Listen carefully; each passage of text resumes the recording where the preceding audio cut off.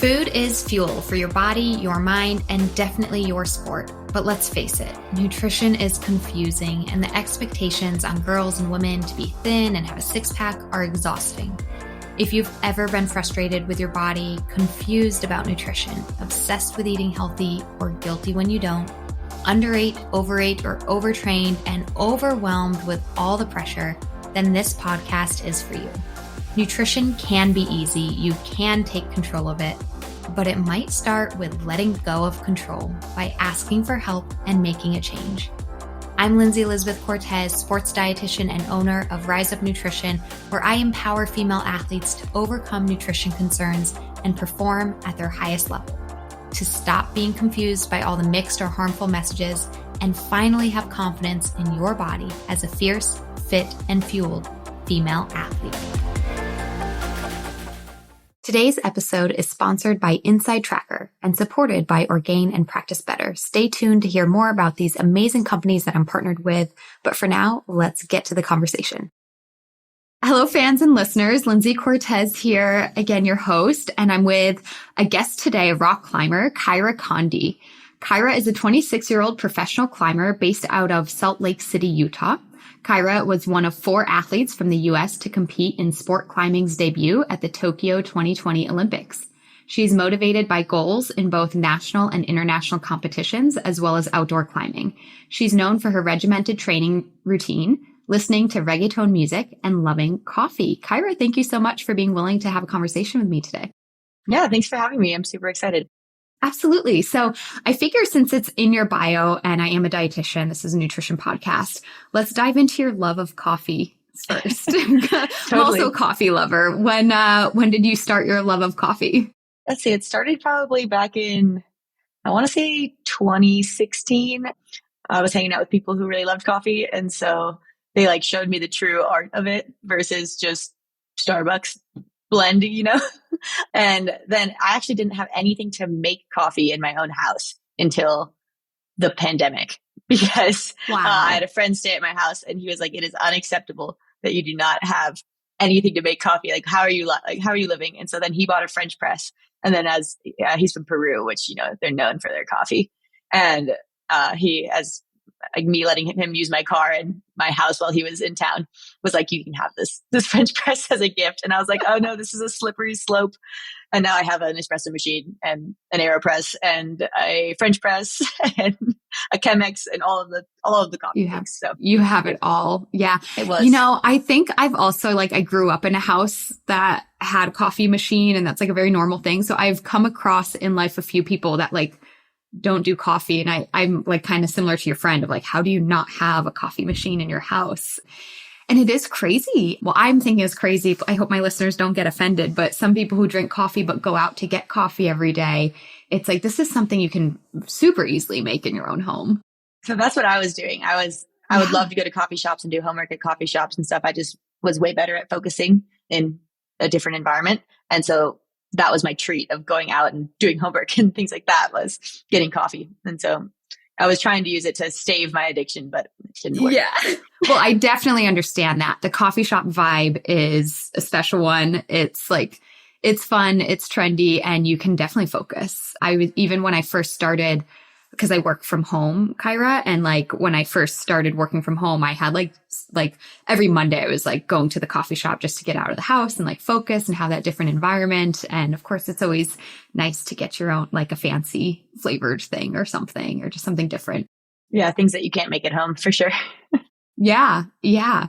So now you love coffee. You have all the different ways to make it yourself. Is it something you just have once a day, or do you find yourself having it a lot or using it even for performance as a caffeine boost, a performance enhancer? Yeah. Actually, funnily enough, I just took a 23andMe test and I got this email that says that you might have a higher tolerance for caffeine, or you might drink more caffeine than the normal person. And it's because of some sort of gene variant that you can have, I guess. And I have that one. And I was I've always said that caffeine doesn't affect me that much, especially with waking up or things like that. I just like it. And so I was maybe that makes sense, because personally I can drink 3 cups of coffee a day and immediately take a nap. It has nothing to do with how awake I am. I feel like it's part of my routine at this point. But I do actually struggle with drinking too much caffeine before climbing or before a competition, especially when I'm nervous, just because I get the jitters. So it's not necessarily that I have more energy, but I can feel the effects on my body where I'm like shaky. And with climbing, especially when you're stepping on really tiny footholds or trying to grab really small holds and your hand is shaking, it's not ideal. Interesting. Yeah. So you don't notice it from that energy level, but you notice its effect on your nervous system, getting you too jittery if you're already in like a heightened state for competition or something. Yeah, exactly. So I have to be really careful about when I drink coffee on competition days, especially. Yeah. Yeah, really interesting. And yes, I'm forgetting the name of the gene, and I might like record myself at the end of the podcast just to let our listeners know. But that is really cool when we start talking about nutrition and genetics. Caffeine was one of the first genes identified as like, oh, this is something that it's like caffeine's response isn't the same on everybody based on your genes. You can be you can have the gene that means like you're a caffeine non-responder, and you can therefore tolerate a lot of caffeine and it really doesn't do much for you. And those are the people that can drink coffee before bed and still fall asleep versus other people, obviously, like you drink coffee after noon and you can't fall asleep for the entire next day. So it's genetics. I think that overlap between, as we're learning more about our genes and nutrition is really interesting. Caffeine was one of the first genes that we were able to identify having like this really strong like nutrition implication. Yeah, I had no idea about that. I thought that was also really interesting to get, especially having had that inclination about myself to begin with, to then get the confirmation that I do have that gene. I was like, oh, whoa. I know that's the funny thing about it too. When people are like, should I get the genetic testing? I'm like, well, can't you kind of tell? Like, can you tell if you're sensitive to, like, you can. It's like 23andMe. There's a lot of people who do that for a variety of reasons. And I think there's cool data in there. But yeah, you can kind of tell on your symptoms. So yeah. Yeah. One of the things it told me was that I had a 0.05% chance of being ginger. And I was like, well, yeah, I'm not ginger. So yeah, some of the things are pretty obvious. Yeah. That's quite funny. And I guess any future children might have a 0.025% chance or whatever. Yeah. Yeah. Funny. Well, Kyra, thanks for sharing your love of coffee with us. But let's kind of backtrack and talk about just your sport of rock climbing. And I don't think I read it in your bio, but you grew up it's Minnesota that you grew up in, right? And is that a big rock climbing area? Or I didn't think so necessarily. Most people are in Utah, Colorado. Like, how did you get into the sport? Yeah, so I started climbing back in, it was probably 2008 or 2009. And it was just at a birthday party at the local gym in St. Paul. It was like the thing to do was have your birthday party at Vertical Endeavors. And so we had the guy there who was helping out the birthday party, and he kept telling me to get on climbs. And so I'd get on that climb and I'd do it. And he'd be like, well, you should get on this climb. And then I'd try that one and I would do it. And then at the end of the birthday party, they came over to me and were like, we have a climbing team. And so I joined this climbing team, and they were preparing for regionals at the time. So youth regionals. And that's how I saw that there was this whole side of competition climbing pretty much immediately when I joined the team. And so I just saw them preparing for it and then knew that's exactly what I wanted to do. And so I was introduced to it pretty much immediately once I found climbing and started competing right away. Yeah, really cool. You had that natural talent for it that was identified right away. Did you do other sports before that you think kind of prepped you for being relatively athletic? I would say I was definitely super athletic, but I never really clicked with any other sports that I tried. Yeah. I did some gymnastics. I did some soccer. I did some track and field, but all, when I was in elementary school into the very beginning of middle school. So, and I would always take gym class very seriously. I was the one who was trying to, be the first place of all the girls in the mile or something like that. So I think, always was super athletic, but wasn't finding that sport that really clicked. And now I'm looking back and I probably would have loved track or something else too, but I love rock climbing. And that's really, once I did it, it was so obvious that that's what's the one for me. Yeah, absolutely. And then as a rock climber, you joined that team and started training and getting to the national level pretty quickly and everything. And that's a sport that, they don't necessarily have, a high school team or anything. So you did all of this with the club and organization.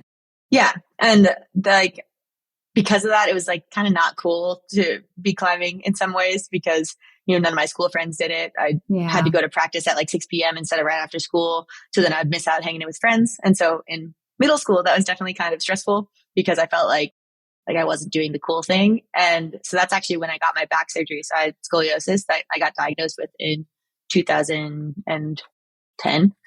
And so that came at this time when I was kind of questioning this choice that I made about climbing, and it got taken away from me by needing the surgery. And that's when I really, really realized how much climbing meant to me and that it is what I wanted to do and how much I loved it. Yeah, sometimes when something's taken away from you unexpectedly, that's when we really realize like how meaningful it was or something. And yeah, I definitely wanted to talk about that part of your story. So it sounds like timeline, if I'm following it right, Kyra, you were climbing for just about 2, maybe 3 years. And then you had that diagnosis of scoliosis. And I'm not sure if you want to share with our listeners, like, I think a lot of people kind of know what scoliosis is, but I don't know if you had more of a specific diagnosis. I mean, needing surgery is a pretty big deal, back surgery. Do you want to share a little bit about like what exactly that was and what that meant? I can only imagine with back surgery, you had some, maybe not, but maybe some professionals being like, oh, climbing might not ever happen again because it's such a big deal. Yeah. So I started climbing in 2008.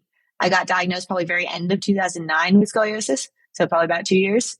And we found it really late. So my scoliosis was already at 52 degrees. And once it gets over 45 degrees, that's kind of when they start recommending surgery. And since I was in the middle of a growth spurt, it went all the way to 72 degrees before I got my surgery. And that was only in 3 to 4 months. So it was progressing really quickly. Basically, I had no other options of treatment. I had to get surgery. And so they fused T2 through T12. So that's 10 vertebrae. And it's all the vertebrae that are essentially connected to your rib cage, and to correct that curve that was in my back. And so I still have a 25-degree curve, but I can't bend any of those middle vertebrae at all or twist. So the T vertebrae are all about twisting. And so I have a really lack of mobility in twisting and bending, but can still do a lot of things with the upper and lower parts of my back. Yeah. It just sounds so crazy though, thinking about your sport. I mean, sometimes you really have to contort your body in some positions. Like there is twisting and bending involved, maybe not to the level of like gymnastics, but like, how are you doing this? I think when I was younger, I think getting the surgery when I was young was actually kind of a blessing for that reason, just because I learned how to climb and do a lot of like more intense movements in climbing with already having this limitation. And so I think from age, since I got the surgery till like almost 19 or 20, I would have said that I barely noticed my back. And then now as I've been like pushing the limits further and further with what I can do and trying to really push myself and get further and further in the sport, now I start really noticing what I can't do since I've worked so much on, what I can do. Right. So that's definitely been my mental challenge that I've been working with, especially leading into the Olympics and, coming out of the Olympics, is how do I deal with this thing that nobody else is dealing with? Mm-hmm. Sorry, this is like a silly question, but like, how do you deal with it? Are you like, do you have any like tactics or specifics that you've been kind of working on, or is it just this gradual learning process of your body every time you get in the gym? Yeah, it's interesting. One of the things I do is I work with a sports psych, and that's, one of the main things that I talk about. And some of the advice that she gave me recently that has actually really, really helped my mindset is it's really easy to look at something like that as pressure or negative and something that's, bad and that you're cracking under. So you turn around, you see a climb that involves a lot of twisting and bending, for example, and you're just like, oh no, I can't do this. This is bad. But instead of looking at it like that, you look at it as a challenge and something that you need to figure out. And that's just that small twist can really make a really big difference in how you're approaching it, even though it's essentially the same thing. Like a pressure versus a challenge is the same thing, but it's a positive and negative twist on it. And so, yeah, just having that positive twist. It is. Yeah. Especially if you're somebody that embraces challenge, which I think at this point in your career, you have to on some level in order to accomplish the things you do. And I think a lot of athletes resonate with that of like embracing the challenge. And I totally agree when you say like, oh, this is putting pressure on yourself is a negative association, but saying, let me see if I can step up to this challenge is a very positive mindset towards something. Exactly. It's just how we do it in society. And it's a little harder just because a lot of those times those climbs also kind of hurt my back. Like I'm not getting injured, but they do hurt. Okay. And so it's kind of using that positive mindset to at least overcome those other negative aspects. Mm-hmm. Yeah. That was another question I had for you about it was like, is there any pain or anything? So it seems like there is, but even if there is pain, but it's not causing damage, like you're not actually hurting yourself. Is that correct? Yeah, exactly. And honestly, in climbing, there's a lot of things that kind of hurt a lot. Like your toes hurt in your climbing shoes, and sometimes your skin hurts on the holds, and sometimes the holds are just really sharp and small, things like that.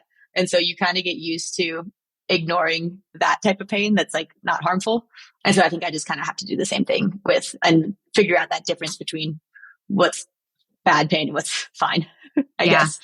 No, that's so true. I think pain is really interesting when we start getting into both the science and the psychology of it. And again, it's definitely a very common athlete mindset to like push through the pain. And I think the difference though is like, it's okay to push through the pain as long as it's not truly harmful. Exactly. And that might, And so, you know, sometimes we make the mistake in that evaluation or calculation as to what's harmful or not, and kind of learn in hindsight. And sometimes that's where having like that's why going to doctors can be so important, and to investigate and get your x-rays done or whatever to make sure that you're not harming yourself in pushing through the pain and kind of know where your limits are. So, wow. So I think another thing that you just kind of said as you were telling your story that I thought was interesting is just, you got the, you know, okay, it could be considered a limitation, but for nearly 10 years, it wasn't even considered to be that at all. It's like, I got the surgery, like, and I can still do what I love. And you didn't even view it as that. And I think that's so important, whether it be surgery, an injury, any other facet of life that maybe the rest of society might think could be a limitation. It's all how you think of it. It's like the only limit is what you're putting on yourself, you know, and it sounds like you just didn't do that from the beginning. You got your surgery done. You're like, I miss climbing. Let me get back into it. And you just did. Yeah. Luckily, I did have a surgeon who was really supportive. The first one I went to was really not of climbing. He told me I'd have a family one day and that sports wouldn't be that important. So I was pretty much immediately, you know, turned off by that. Didn't want to go see that doctor. Told my parents I wanted to find a different doctor. And they luckily listened to me because I was, 12 years old, 13 years old or something. Yeah. And so they listened to my opinion, and we went and found a different doctor. And he did all the tests himself. He, checked out the difference in the rise of my shoulders, because when you have scoliosis, one is usually lower than the other. Measured all the things, used a protractor, figure out the degrees of things and all that. And he did all those things himself. And then he told me that I would send him a picture of me on top of the podium. And so, I think it was a year and a half after my surgery, I won nationals for the first time, like never won before the surgery ever. So I think just that extra motivation of overcoming something was like what did it. And I got to send him that photo. So that was really cool. Uh-huh. I love that too. I would never wish for people to go through hardships or anything like that. But it is one of those situations where, well, when we do, as you're in the thick of it and you're going through this hardship or you have this obstacle in front of you, again, if you're somebody motivated by challenge, it's like, okay, then challenge yourself to like rise above it. And, what do you want your story to be on the other side of this? And what you wanted was to send your doctor a picture of you on the podium, and that motivated you in your rehab and recovery. Yeah, exactly. And now I think I am the only person to have qualified for the Olympics with a major spinal fusion. So yeah, it's pretty cool. Qualified for, competed in. Let's talk about that as well, because so Tokyo 2020 Olympics, which took place in 2021. I always get so confused. I'm like, am I calling these the 2020 Olympics or 2021? I think because they officially are still calling it the 2020 Olympics, right? Yeah, it's Tokyo 2020 was the trademark, I think. So they had to keep the trademark. Okay. I know. In my head, I'm like, what do I call this? All right. But that was actually the first Olympic Games of having climbing as an Olympic sport. So not only, like you said, are you an Olympian with a spinal fusion, but just part of, the very first wave of climbing as an Olympic sport, which is really cool. And maybe just for our listeners briefly, and even for me, I have very little experience. I've been to a rock climbing gym a handful of times, and it's very painful if your fingers are not used to it, and the shoes, like you were saying, it's very difficult. But there's different types of climbing, right? There's bouldering, there's speed climbing. And so they were able to kind of figure out a way to incorporate 3 different types of climbing and do like this average score. Could you tell that to our listeners who maybe aren't super familiar? Like some people just think rock climbing, they just think like going out to the mountains with friends, which is awesome. Yeah. But like, how does it become an Olympic sport? What did that look like? Yeah. So basically the International Olympic Committee told us that we got 1 set of medals, but competition climbing in general has 3 different disciplines: bouldering, lead climbing, and speed climbing. Speed climbing is the easiest to understand. It's just the same climb always. Like you can climb the same climb in Paris as you can in Chicago. Like it's the same holds, same setup, everything. And so there can be world records and it's just a race. So you get paired up against somebody and you try and beat that person, and it's bracket format. And then bouldering and lead climbing are all about difficulty. So they're usually really challenging climbs. And that's the similarity between the two. And they differ in that in bouldering, you don't wear a harness or any sort of safety mechanism, but you don't go up very high. So you only go up to, 10, 12 feet and fall onto a pad if you fall. And so in that one, you get multiple attempts, and you have a time limit of 5 minutes to try and do a climb. And so the best you could do is to get the top. So there's a hold marked as the top. And so that's the goal of every bouldering climb you do, is to get the top. And then in lead climbing, you only get one try. And that's when you have a rope on you and you clip in as you go. And it's more endurance based. So it's usually more like 50 moves. And so you get scored based on how many moves you do. So if you got to hold 42, you would beat me if I got to hold 38, But obviously the best you could do in that is also reaching the top hold. Yeah. So that's like the simplest explanation, I guess. Yeah, no, it's a perfect explanation. Perfect. And it's funny because I've read through it before, but it's just great to hear it again. But what they did was they combined the three to give one medal. Exactly. Since we didn't have the ability to have 3 medals, they decided to do this combined format just so that we could display like the full depth of competition climbing, I guess, on the Olympic scale. We didn't want to just show speed climbing or just show bouldering. And so this way allowed us to showcase some of our best athletes in every single discipline, which I think was a good way to start, because now already for Paris 2024, we have 2 sets of medals, and speed climbing is a separate event. And then we have a boulder and lead combined. So, interesting. So it's going to change. Yeah. Cause I was even thinking with gymnastics, I'm like, well, why don't you give individual, like in gymnastics, you can get a medal for vault, bars, beam, floor for the women's events, and then an all around. And I was kind of thinking that, like, why don't they do individual and then the combined? I don't know. Yeah. I think ideally that would be it. We're currently in a time when the IOC is trying to get rid of events and get rid of medals because it's gotten too large. And so to be a new sport that's actually gaining medals is actually pretty big news, when a lot of other sports are, losing medals and stuff. So, which is unfortunate that there's not enough so space. Interesting. So many politics around this. It's actually very political. Yeah. So it's pretty exciting that we're still growing on the Olympic scene as well. But, even this new format isn't perfect and is kind of odd. So we're just getting used to it and hoping that we only have to deal with this one for another 4 years. And then eventually we'll have all 3 disciplines. Yeah. Yeah. Really cool. Interesting I'm like, oh my gosh, this is political. You can't just it's not just what makes sense. It's like, there's so much more that goes into it. Wow. Really interesting. Yeah. Cause there's other sports, right? Swimming, your track and field, so many medals there. So many medals. Yeah. Yeah. Yeah. Really interesting. Hey fans, I hope you are enjoying this conversation, but an important part of it is a word from our awesome sponsors. Today's episode is brought to you by Inside Tracker. Thanks to Inside Tracker, I've been able to catch iron deficiency and anemia on 2 different occasions in the past few years. And with this, I was able to kickstart my recovery to better fueling and workouts without having to coordinate doctor's appointments or wait around for my lab results.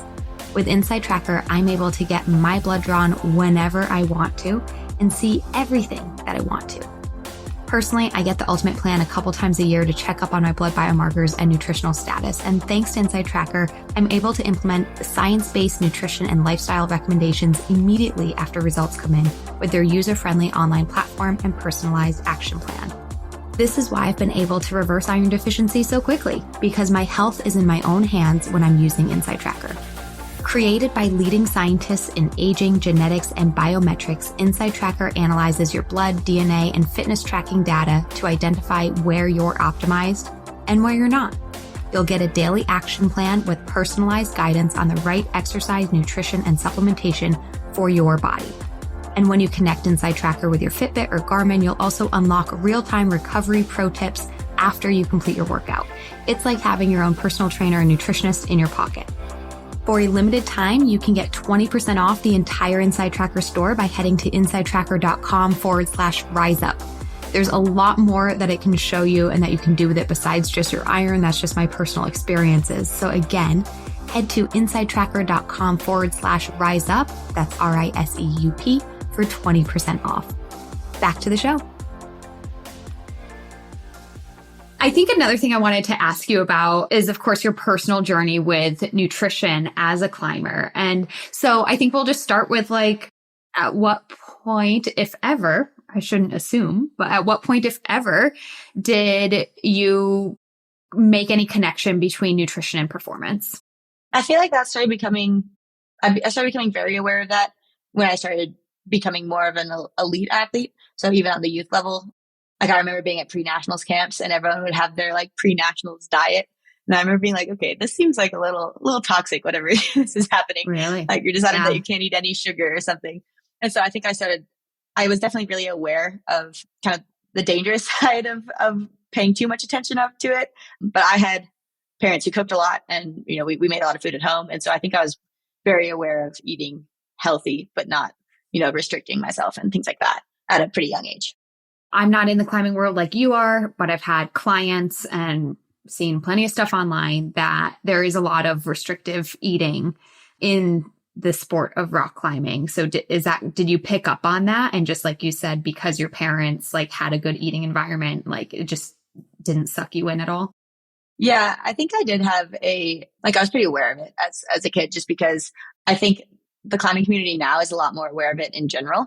But back when I was, 15 and pretty impressionable, I'd bring something up being like, hey, I think this doesn't look healthy. And then someone would be like, no, that's just their natural body type, or, things like that. And so you'd get, they were covering it up. Yeah. You'd get your concerns. What's the word? Invalidated a lot. And I think that was almost even more dangerous and perpetuating the problem even more, just because it was just not being acknowledged. So I think it's really good that it's getting acknowledged in climbing right now. But I think we still have a long way to go just to make sure that that's not a problem. Climbing is a strength to body weight ratio sport. So it creates kind of a natural progression of people thinking that you need to get lighter to get stronger instead of just getting stronger to get stronger. So, right. Exactly. I love how you just said that, right?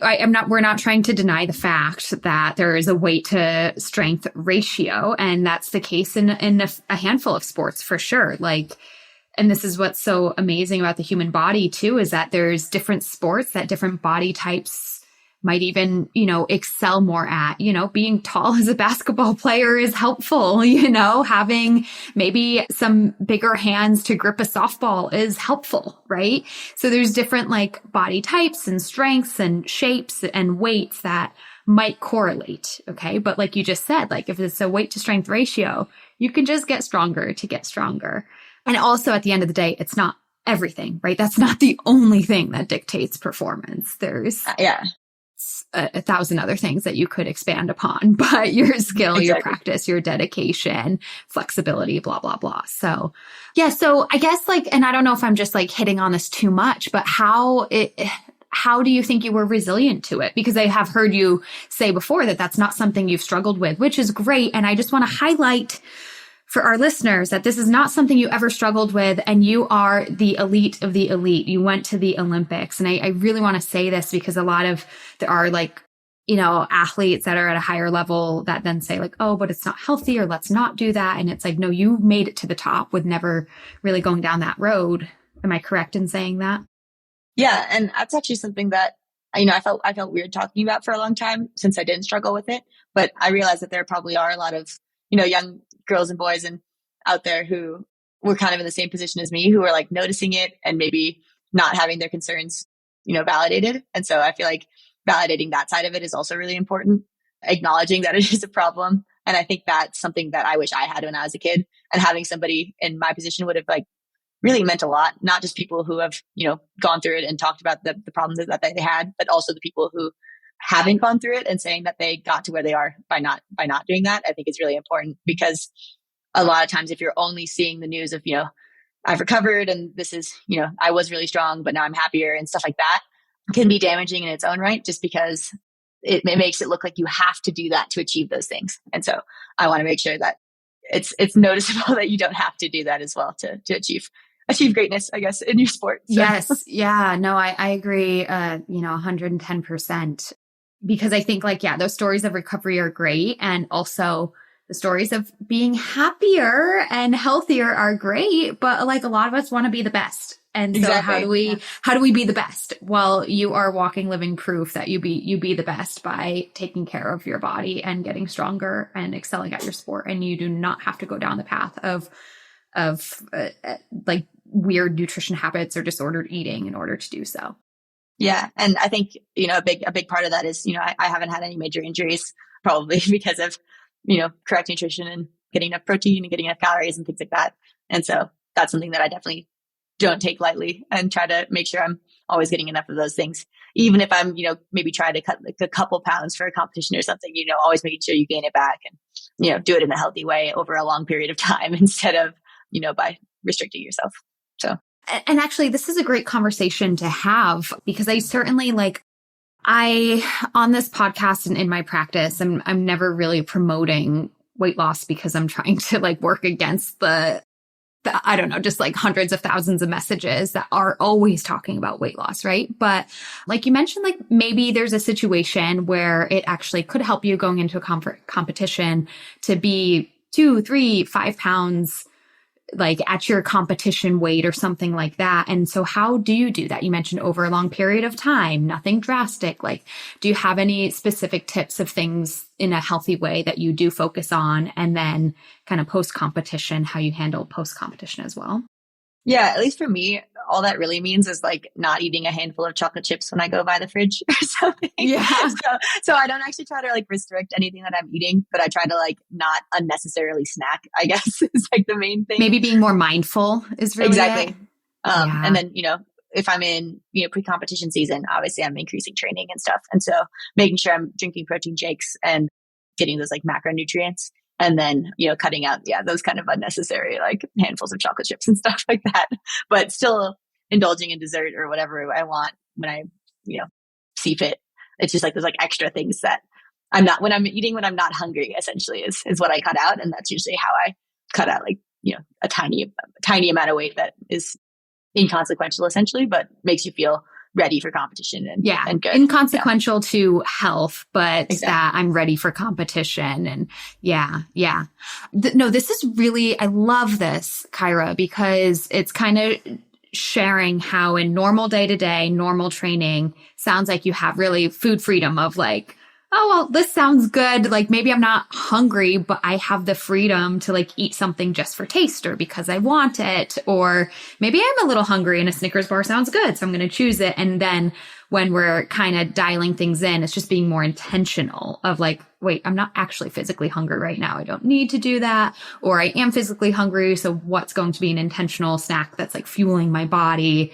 I had a really hard workout. I need that extra protein, whatever it might be. So it just sounds like bringing that intention and mindfulness, which is really, really great. Yeah. And I think it makes me feel overall very ready for competition when my whole life is kind of pointing at it. I'm waking up in the morning and going to the gym, and then I come home and I eat a really good lunch, and then I go to the gym again in the evening, and then I stretch and recover and maybe hot tub, something all things that I'm doing are in line with the performance that I want to have. And I think that just makes me feel the best when I get to the competition because I know I've been doing everything that I can to be ready.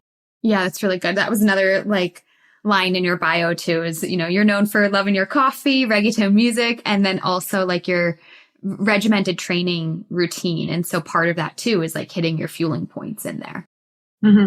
Part of that regimen for you. Yeah. And then in more of, I don't know if we would call it off season, but just no competitions coming up, do you find not only that, okay, my nutrition's a little more flexible, but do you find that just routines and stuff a little more flexible too? Or are you still pretty regimented?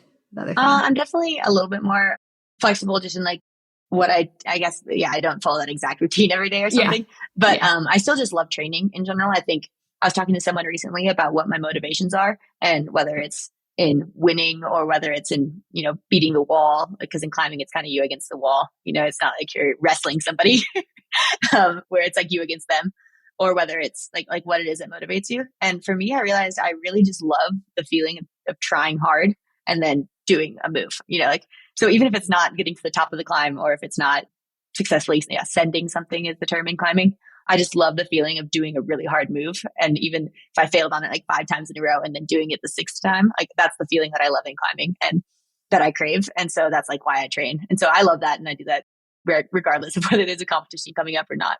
I just love the feeling of trying hard. Yeah, I love that. We always need to find our why for anything that we're doing. And although winning feels great, there's so much more to sports. So I think finding a why that's deeper than winning is really important. Yeah, totally. And at least with climbing now being my career, I've really loved having a platform where I can talk about scoliosis and, being healthy and all those things. So Yeah. Yeah. I love that too. And yeah, you're really active on Instagram. I know I'm following you there. You're putting out tons of like, it's just so fun to watch all your climbing videos and stuff. So, are there any other platforms that, as you said, you like to talk about these things that obviously you're on podcasts and things like that? Any other platforms that you find you're active on?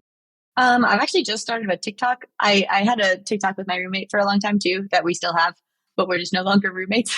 So Oh, we're still climbing roommates on it. We're still friends. yeah. Yeah. But we started our own individual TikToks now too. So that's my new, I guess, platform where I'm trying to show a slightly different side than Instagram. I feel like Instagram is kind of a more curated side of a lot of people's lives. And TikTok almost feels a little bit more chaotic or something. I'm not sure why. But Yeah. that's kind of how I feel about it. So I kind of want to show a little bit more behind the scenes almost maybe on TikTok. Yeah. No, I can agree with that. I think Instagram has become like very brand or businessy, like what you're putting yourself out there for, like to represent yourself almost on Instagram. Maybe that's because Facebook took it over. I don't know, but it's just, yeah. Well, awesome. I definitely, I think following you on Instagram, maybe now on TikTok. What's the TikTok handle? It's the same as my Instagram, Kyra Okay. _Condie. So. Kyra_Condie. Awesome. Well, Kyra, this has been really awesome to chat with you about your nutrition. Oh, I guess, sorry if I'm like jumping all over the place, but I guess maybe another little question I might have is you mentioned like nutrition started to become like more awareness or more on your radar when you hit that like elite level, and like what for you became important at that time? Like, was there anything kind of more specific, or was it just that routine that you talked about, like hitting your pre, your post workout, stuff like that? Yeah. So me and my brother both became vegetarians when we were pretty young. He's older than me. So he became one when I was 5, I think. And Wow. he was so cool that I wanted to also become a vegetarian.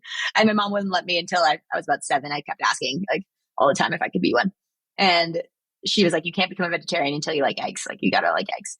And I did not like eggs. So I pretended that I liked eggs and became vegetarian. But her whole thing always was you got to get enough protein. I don't know why that was like what she Yeah.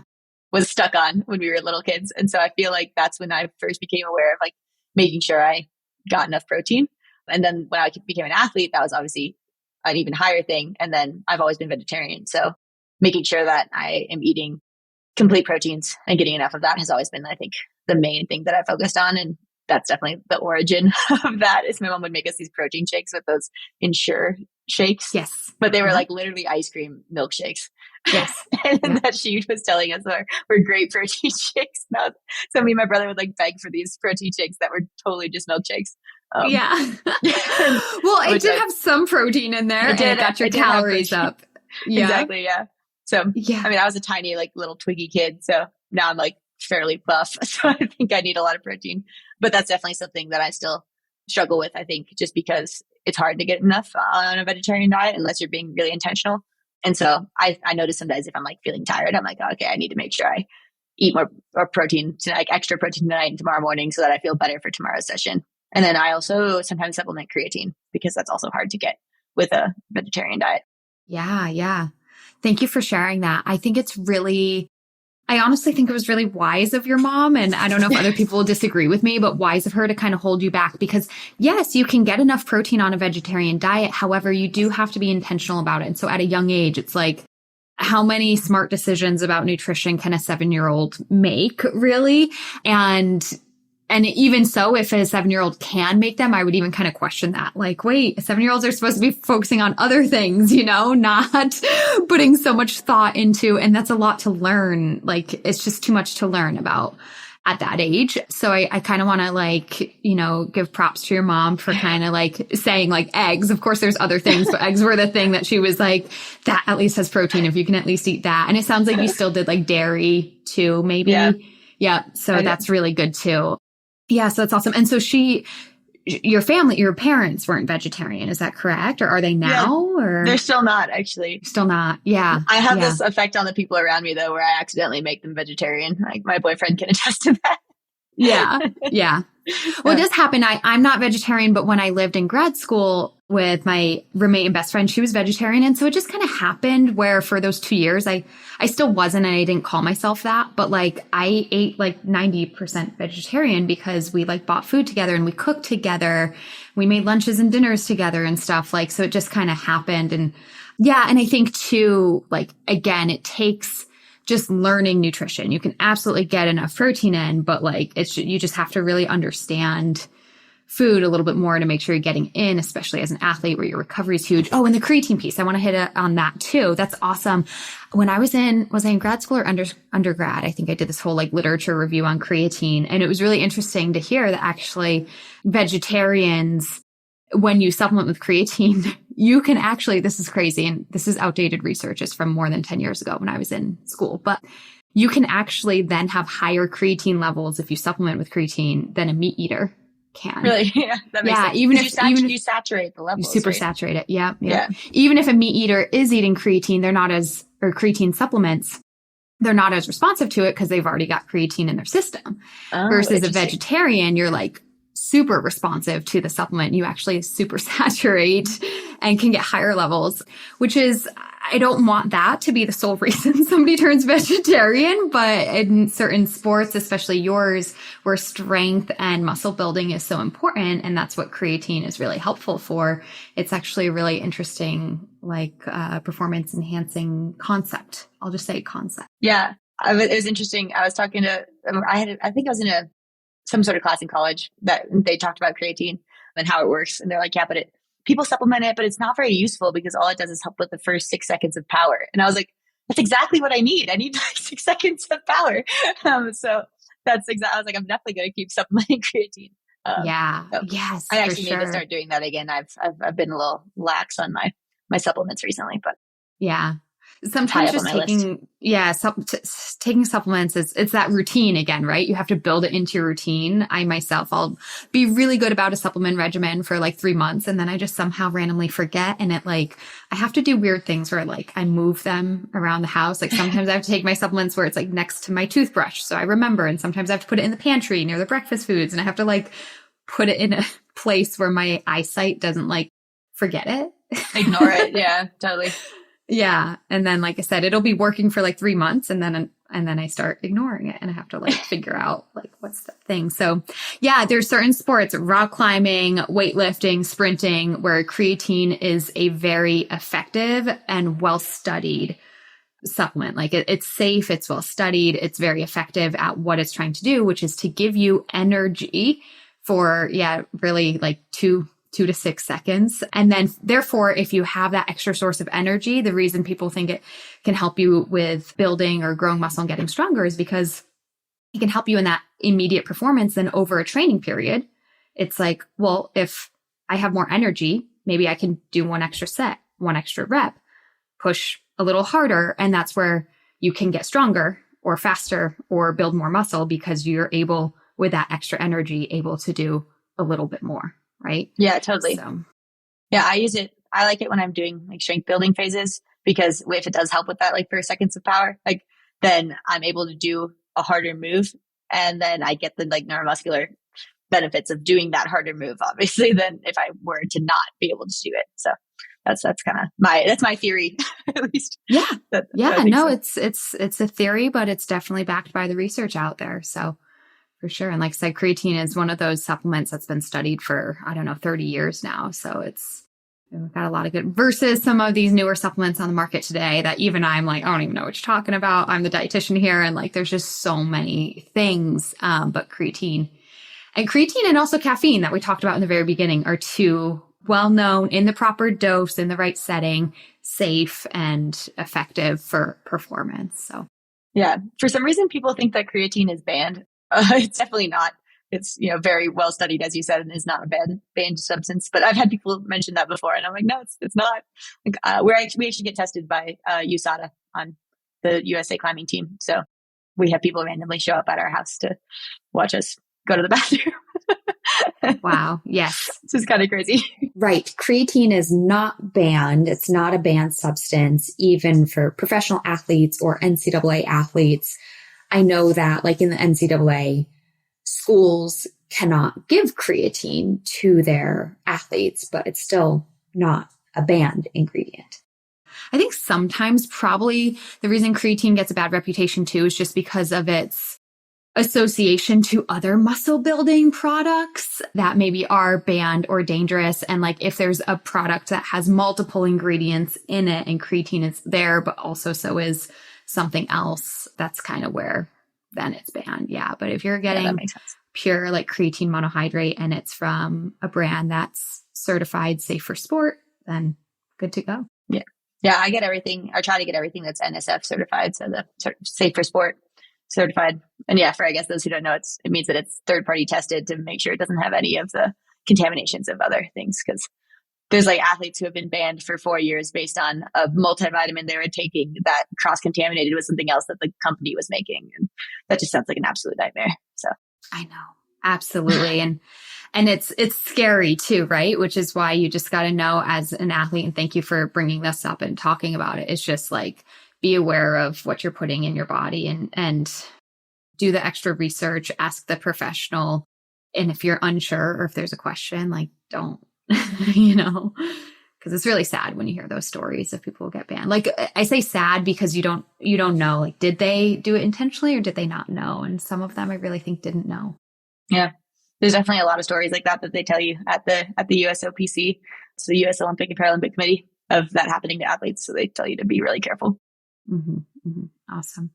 Well, Kyra, thank you again for sharing all of this information. We got into some good stuff, not only your personal story, climbing and resiliency and overcoming like the surgery, but we talked a lot of nutrition, which was really great. Getting that protein in as a vegetarian, creatine, caffeine, and even like that concept of weight to strength ratio and stuff. All that was awesome. I end every podcast with a few of the same questions. Are you ready to play? Yes. All right. If you could eat one food every single day for the rest of your life and never get sick of it, what would it be? Pasta. I love pasta. I'm Italian. So, like pasta with red sauce, I could eat every day. I think I basically do eat it every day. Yeah. There you go. Already doing it potentially. Love it. Pasta and red sauce, sticking to your cultural roots. This might seem like an obvious question, but you never know. What is your favorite sport to participate in? I mean, I love rock climbing, obviously, but I guess because we know that already, we've been playing a bunch of beach volleyball and that's been really fun. Because I'm terrible at ball sports. It's like a climbing cliche is that we're terrible at, or a stereotype is that we're terrible at ball sports. And it's really helped me improve upon that. So that's awesome. Awesome. Cool. How about as a spectator? Do you have a favorite sport that you like to watch and cheer on from the sidelines? I've always loved watching gymnastics since climbing wasn't an Olympic sport. That was definitely the Olympic sport that I watched and related to the most, mostly because they were like mostly my same age and I was growing up watching and stuff. And then I love watching skiing, but now I've met a bunch of other Olympians in a bunch of different sports. And so I feel like it's even diversifying even more. So I think any Olympic sport really is the true answer to that. Yeah. Yeah. Now And you're a big fan. I love basketball. Yeah. Awesome. Great. And then our final question, if there's a female athlete out there that you want to give a shout out to for being inspirational or a role model for any reason, whether somebody in your personal life or somebody well known to the public, who would it be and why? Ooh, that's a hard question. I have so many, but I think probably one of the best or one of my favorites is Katie Ledecky, the swimmer, who has obviously just broken record after record after record and is just kind of insane. I met her and I totally embarrassed myself.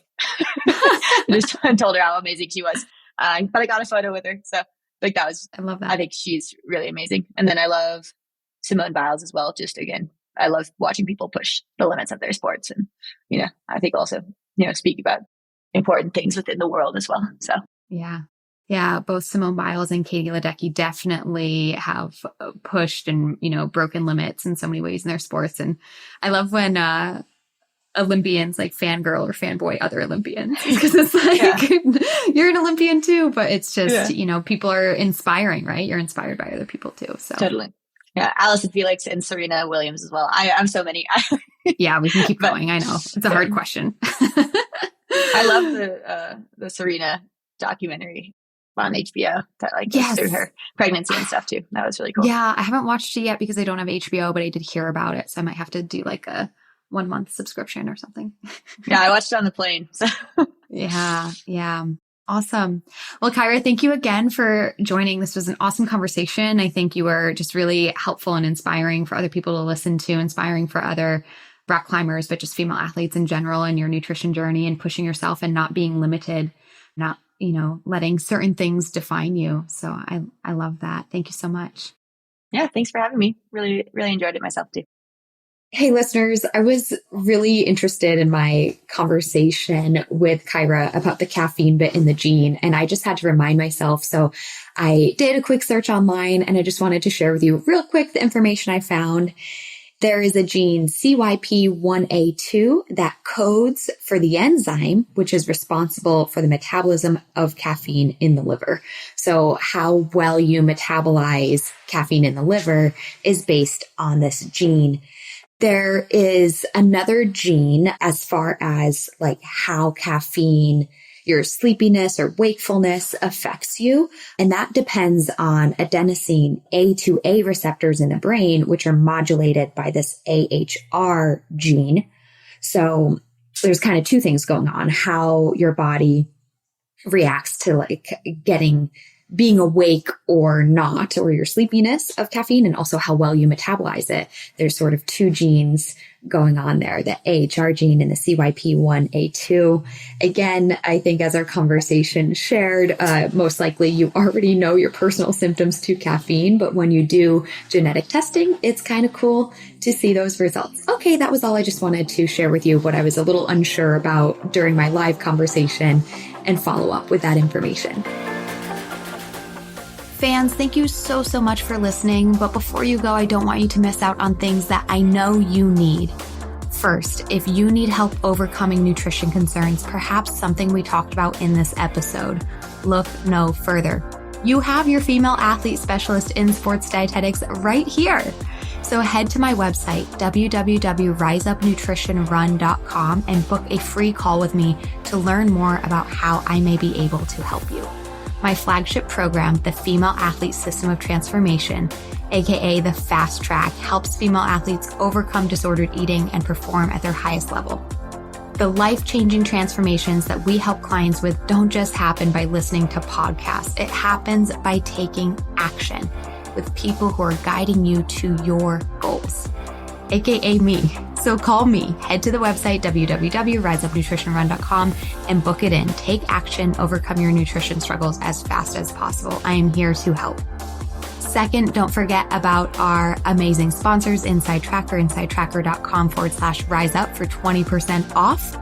Also, we are supported by Orgain. If you are an athlete in need of a quick fueling option with clean, good ingredients, look no further than Orgain. I absolutely love their ready-to-drink whey-based shakes for post-workout on the go. As a listener of this podcast, enjoy 30% off your first order with the code RISEUP30. All caps, RISEUP30. Last, if you are a dietitian, coach, or health professional needing a platform to manage your business, coordinate with your clients, invoice, communicate, and more, look no further than Practice Better. Get a 14-day free trial and 20% off your first 4 months by clicking the link in the show notes and using the code RISEUP20. I've been using Practice Better for 4 years now to manage my business, and I promise it's the best way to manage your practice. Look, ladies, since you are doing all of those things for you, my last request, if you're willing, is to do something for me.